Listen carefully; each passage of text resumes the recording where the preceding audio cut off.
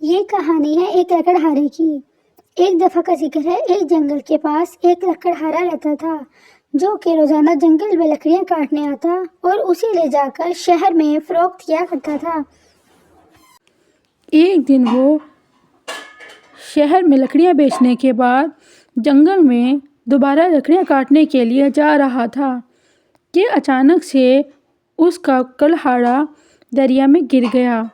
جب اس نے یہ سب دیکھا تو وہ بہت پریشان ہوا اور زوروں کا تار رونے لگا۔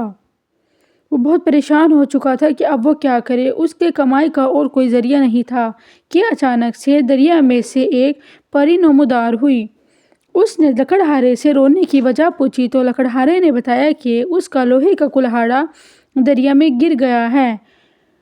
پری نے دریا میں غوطہ لگایا اور لکڑہارے کے سامنے ایک سونے کا کلہاڑا پیش کر دیا۔ لکڑہارا یہ دیکھ کر چونک گیا اور کہا، نہیں، یہ میرا نہیں ہے، میرا کلہاڑا تو لوہے کا تھا۔ پری نے دوبارہ دریا میں غوطہ لگایا اور ایک چاندی کا کلہاڑا لے کر سامنے حاضر ہوئی۔ لکڑہارے نے یہ لینے سے بھی انکار کر دیا۔